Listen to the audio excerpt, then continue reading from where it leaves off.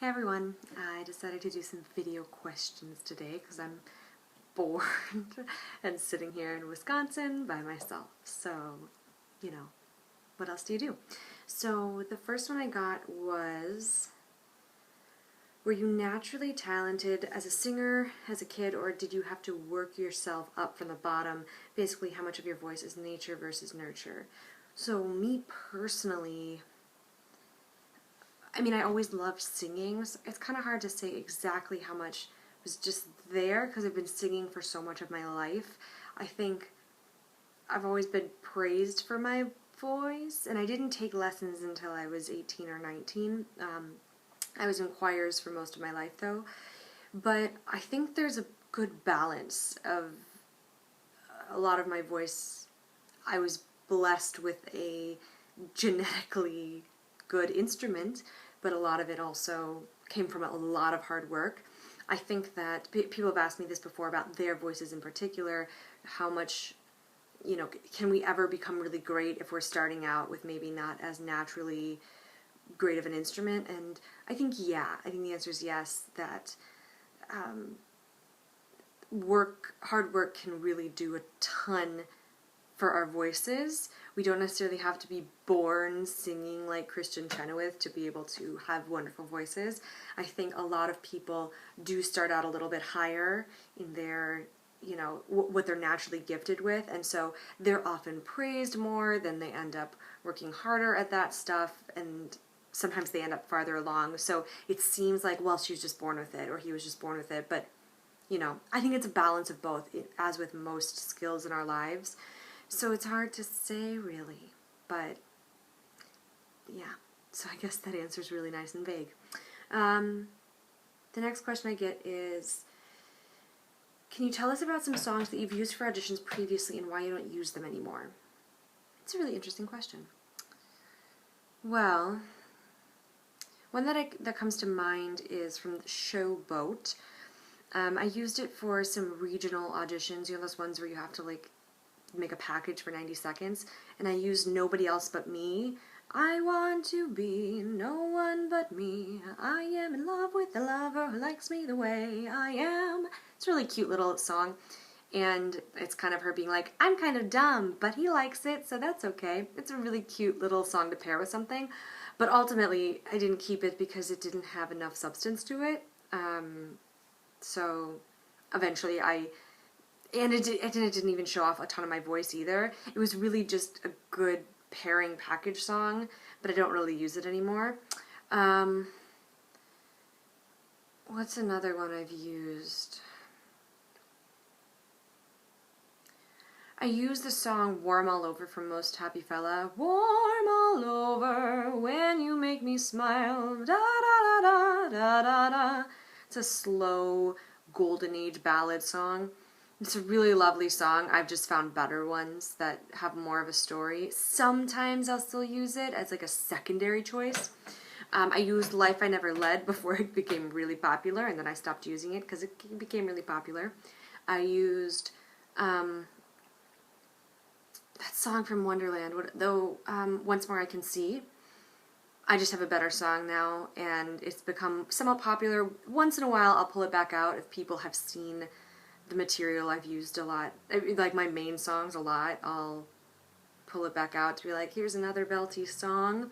I think it also is a little too, show-offy. It's a little too, here's my high belt riffs. And it doesn't have quite as much substance, kind of. It can. I think it's just easy to fall into the trap of just, showing off. What other ones have I used? I'm trying to think through auditions I've done in the past, because I've used the same couple of songs for quite a long time now, because I just like them so much. I used, what's it called? I'm a fool to want you, I'm a fool to want you, aptly called I'm a Fool to Want You. Again, just found better pieces. I have a lot of golden age material that I went through that I ended up finding better stuff. Another one I used was Every time we say goodbye, I die a little. Every time we do something else, I do something again. Oh, what is it? It's Cole Porter's song. I have a lot of Cole Porter that I kind of went through. It was a lot of stuff in transition while I was building my book, while I was trying to figure out what the most ideal songs for my book were. A lot of those songs just kind of came and went. I used Dr. My Eyes as my pop rock. I don't think I will anymore. Not that I ever really need to use a pop rock, but I think I have better pop rock songs now than I did then. Yeah, I can't think of many others. I had a lot of overdone material when I was younger in high school because nobody told me that I shouldn't sing things like How Could I Ever Know? But now I know better. Oh, I must have something that's operatic or high. No, I don't really have. I mean, I do, but it's stuff that I still use, so I'm going to keep that to myself. Anyways, next question. That's a demonstration question, so I'm not going to do that right now. Okay, so this next one was, I'm the most vocally advanced person in the group of my friends, so they come to me for advice. The problem is I've never taken voice lessons and I don't feel qualified. I was encouraging one of my friends to test her high range, but after a while I told her to stop because singing high for too long can be damaging. She kept going and strained her voice, and I try to stay within the realm of my own experience when answering my friends, but I still worry that I'm doing more harm than good. Okay, I have a lot of thoughts here, because obviously this is kind of what I do on a day-to-day basis, and I can totally appreciate your concern. First of all, singing high for too long is not inherently bad. Singing high too long incorrectly is inherently bad. So, you know, it's just, and this ties into what I'm about to say, is that what makes us a good singer does not always make us a good teacher. A lot of us have wonderful technique or are just naturally great singers. That doesn't mean that we necessarily are qualified to teach others. We can learn to. It's just another skill. It's like how you meet pianists who are great classical pianists but couldn't play in a rock band if they to save their life. Two completely different skills. There is absolute crossover, but I would be wary of trying to give a lot of advice when you haven't had voice lessons yourself and you're not qualified to teach. I would just tell them, you know, I'm not really an expert on it, so I don't want to do something, you know, I don't want to say something that's going to do more harm than good. I think that's a perfectly reasonable thing to say, because, you know, if you're not sure if you should be teaching, then I probably wouldn't be encouraging them to just like, go just sing high. You know, that's just not going to help them. So until you feel more qualified to give advice, I would just tell them like, I don't really have any advice that I think would be helpful. I don't know how to teach you. And they'll probably leave you alone on it. So I think there's just this inherent desire to help others, and it all comes from a good place. And also there's an inherent desire to be like, yeah, I know what I'm doing. I'm good at this, so I want to help others. But that doesn't always, it's not always the right path to take until you're more qualified. So, yeah. And I think along with that, it's perfectly acceptable to tell someone, I don't know. You know, I think that's a really wise thing that comes with teaching is sometimes people come to me with questions or in lessons, and sometimes I'm like, I don't really have a good answer for that. And that's an okay answer, is to say, I don't know. It would be crazy if we knew everything. We never will. So don't feel bad for having to say, I don't know. That's another demonstration question. This is an interesting question. Someone said, do you think it is harder to make it as a voice teacher when your degree isn't in voice or musical theater, like acting or an academic degree? I was an acting major. I wasn't a musical theater major. I think whatever you put into your education is what you get back out. So, you know, yeah, I was an acting major, but I really pushed myself towards singing, learning how to teach, learning technique, really solidifying that part of myself, and therefore I became qualified to do this over time. If I had not taken my 4 years of education to prioritize that, I wouldn't be where I was now. But being a voice or musical theater major does not inherently make you a good teacher either. But neither does being a history major. That's kind of irrelevant. Yeah, there is more crossover if you're a musical theater major or a voice major, but again, teaching is a different skill that you have to develop on its own, and you can develop that in any kind of way. You can develop it by going and taking classes, by going and getting your own instruction, by mentoring under another teacher, by taking independent voice classes, pedagogy classes, doing research. That doesn't come specifically only from your degree necessarily. Of course, there are vocal pedagogy degrees, and then it's like, yeah, I think you know what you're doing. But by having a degree in musical theater, you are not inherently like, now I'm a great teacher. Whoo, it's gonna be more work from there. So I don't think it's harder to make it. I mean, I make my entire living as a voice teacher now. I have other jobs, but I could stop all my other jobs and only teach, and that would be fine, and I could survive like that just fine. So by my perception, no, it wasn't harder because I'm an acting major. I don't think any of my students, and correct me if I'm wrong, students, but I don't think any of my students would be like, oh, well, I feel like you'd be a lot more qualified if you didn't have the major you had. They take from me and trust me because of what I offer as a teacher, and I'm not a fit for everybody as a teacher, but, my qualifications come from other things other than just my degree. So, so those are the questions. The rest of the questions are all going to be regarding demonstration. Actually, I might be able to do this one. So one of these is, can you show the proper way to breathe while singing? And if it changes while belting, a few tricks to release tension in your jaw and release strain. Okay, well, I can start with proper way to breathe.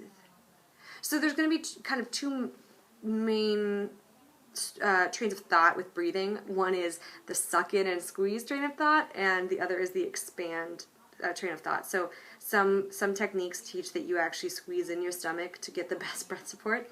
Mine is not that. If you put your hands on your stomach and really breathe into your hands as you breathe, imagining almost like your stomach is filling up with breath, that's kind of how I teach breathing. Also thinking about the ribs gently expanding into your breath. The train of thought that I have in my work is by gently expanding your whole abdominal cavity, including into your back, into your ribs, into your stomach. You are actually giving your lungs more room to expand. By squeezing, we are contracting all of the muscles, all of the organs in our body to restrict the amount that our lungs, that our lungs can really expand. So this is going to be particularly hard when we're singing over long periods of time or singing very high. That's the time when we want to squeeze the most. So that's where we really have to pay attention to gentle expansion of the abdominal cavity while we're singing. But along with that, we also have abdominal support, which is kind of a different, they're connected, but it's another aspect of singing and support and breathing. So, I'm not going to really get into that right now, but, that's kind of disconnected to the idea of, or not disconnected, it's another concept in addition to things like diaphragm support. It's something somewhat different. In terms of releasing tension in your jaw, we as humans hold a lot of tension in our jaw when we talk. If you watch yourself in the mirror while you talk, especially if you're American, we often talk with our mouths like this constantly, kind of in a smile position, and our jaws don't move at all. It's kind of scary. So a couple things you can do. One is you can really rub right here. There's some muscles right here, right behind where your teeth are, that are notoriously very tight in us. So really rubbing out those muscles and getting that release there is going to be really helpful to us to let go of a little bit of that tension. I also often have my students, and they'll laugh when they see this, is I make them stick their fingers right here. And so they're sticking actually in between my teeth. You'll see that my teeth are no longer closing. So some of my words are a little silly, but so my jaw is essentially in a constantly released position. Now as I let it go, there are times when your teeth do need to close to create like an S sound, but there are a lot of vowels like E that I can create without closing my whole jaw. Or O, or oo. I still have this space here. A-E-A-O-oo. I still have all that space there. So as we're singing, you can try singing a phrase while keeping your fingers right here. Watch out for when your teeth are going to want to make your fingers go out, because that means that we're inherently closing off the jaw for a sound. You'll be shocked at how much you do it. It's really rampant. And the reason we want to keep the space here is the soft palate. If you try to raise your soft palate while you're in a smiley position, it's pretty hard to do. But if you try when you have this jaw release, it's a lot easier to keep that vaulted back there. That's going to help lower the larynx. So it's just this domino effect of what's going to help here. The more you work at this, the more you'll be able to just get rid of a lot of the tension that holds the jaw in place as we sing. So just keep practicing it. It takes a while, so don't get discouraged if it's not perfect right away. Releasing strain, I'm going to get into that in my demonstration video. I don't know when I'm going to do it, probably on Monday. But someone asked about the foghorn exercise, so I'm going to demonstrate that there, and that's really my main tension release kind of concept. So someone asked about foghorn, which I'll demonstrate. Someone asked to hear the lowest and highest notes in my range, which I would totally do now, but like, there's literally people right outside the door, and they'll be really mad with me when I start singing really high. So I'll save that for at home, or only my dog will be upset. And then highest, lowest, demonstrate the foghorn. Oh yeah, okay, so those are all the demonstration ones.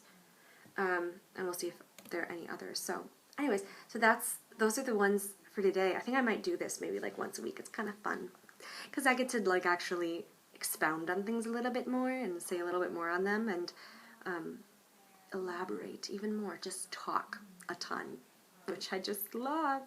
So anyways, that's it. I hope you guys enjoyed it. I'll see you later. Bye-bye.